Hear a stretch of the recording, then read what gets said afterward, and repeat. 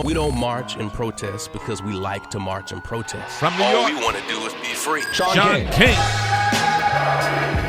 What up, man? Hey, good morning, everybody.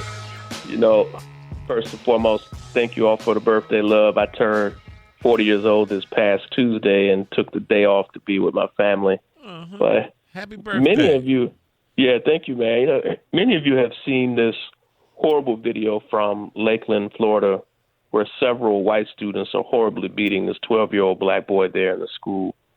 First, I want to thank thousands of you that have called the school board and the superintendent's office, not only to complain about the school's failure to protect this young boy, but their failure to just communicate with the parents on how they're going to protect him moving forward. I've had people from the school board, people from the city council, and others really just beg us to get people to stop calling. And sometimes that's our power. Like, sometimes we have to irritate the system so much that just to get us to stop, they finally give families and victims some type of justice. Last week, Lauren and Brandon Springfield, the parents in this case, got a call that their son had been in some type of fight. That's all they said on the phone. And when Lauren got there, his mother, her son was bleeding from his mouth, from above both of his eyebrows. He had knots and whelps all over the front and back of his head. And she still didn't understand what happened, and he could hardly communicate it to her. A few hours later, a neighbor sent the mom a cell phone video of the assault. And it wasn't a fight. There was no fight. 3 white children helped hold this boy down, took his glasses off, took his shoes off, kneed him, then supervised to make sure nobody intervened as another boy, MMA style, got on top of him and began mauling him with punches and elbows. Turns out 3 different students just sat there and filmed the whole thing with 3 different cell phones. Now, only after the nation began putting pressure on people have the parents finally started to see some progress. As of yesterday, just 1 student has been suspended. The school is saying that they're going to discipline more of the students, but they haven't announced that yet. The school has said that they're going to discipline the teacher who failed to supervise or intervene during the assault.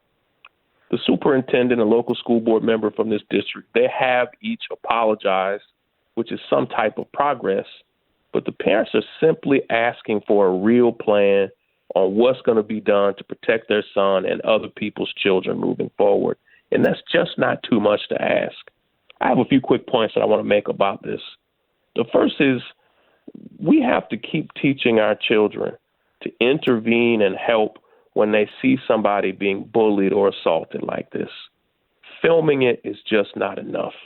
And something about social media culture has convinced people, clearly even our own children, that filming horrible people doing horrible stuff is all we need to do. But these boys that were filming it, they were right there. They could have intervened. They just sat back and watched it and filmed it. They had chance after chance to stop it before it got so bad.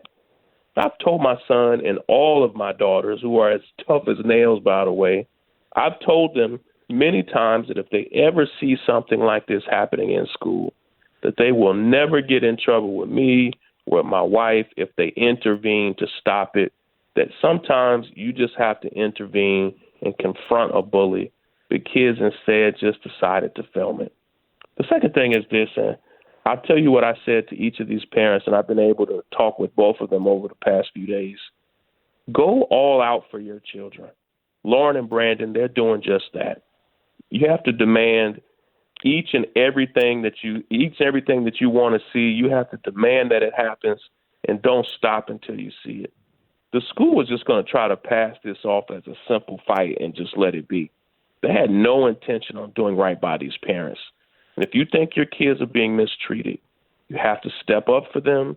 You have to be loud. You have to be present. It may require you, and this is privilege for many of us, you may have to take off of work just to be there until you get answers. You may have to share it on social media. You have to be persistent. And that's what these parents have done. I'm proud of them for stepping up for their son during a really horrible time.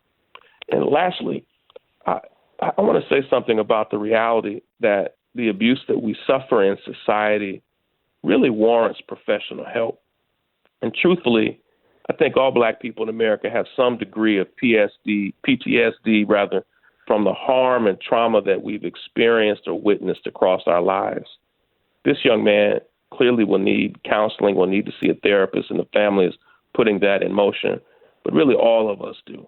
If you have health insurance, use your counseling benefits for yourself and your family. Get professional help to guide you through some things. I've got to run, but I do want to close with one final thought. Over and over again, Facebook and Instagram kept deleting the social media posts that Lauren and Brandon Springfield made advocating for their son. They did it 10 different times. Let me be clear. We make these platforms. Our culture drives the energy on these platforms. But over and over again, not just in this case, but in so many cases, I keep hearing stories of people having their account shut down or their content blocked when they tried to advocate for themselves somehow. We need to continue to have a seat at the table with these companies to make sure they are improving their systems and their policies to do right by us. I've got to run, but I'm going to keep you updated with any news that I hear about this case. They're still fighting for their son, and he's recovering and doing better. But, of course, this is something they're going to have to work with him for a very long time. Take care, everybody. You want us to tell our children to put the phones down and intervene when there's a case of a kid getting beat up by a whole bunch of kids? Well, even sometimes those kids could have served it. A kid eventually did do it. A kid literally just walked over there and put his hand right in the way and pulled the kid off. But by the time he did that, this young man had already been mauled. Yeah. Run and tell somebody. Do something. But don't just video. Like, these kids were saying, let them fight, let's watch it, let's film it. Like, they were active spectators. And, you know, maybe our kids don't always feel safe injecting themselves right into the situation, but at least run and get somebody, do something. Don't just sit there and film it. Like, that's a real 2019 thing to do. Yeah. And a lot of kids could have intervened and helped, but they just didn't even have mind to do it. And thank God for that neighbor. Oh, absolutely. Like, families could have kept those videos to themselves, and I'm glad they did. And the nurse that told them, you know, he got into some type of fight, and the school resource officer said she wasn't supposed to have done that. Yeah. And not just put the camera down for the incidents of bullying, but you put the camera down when you're filming all this stuff that you see on the streets every day, and do something. Yeah.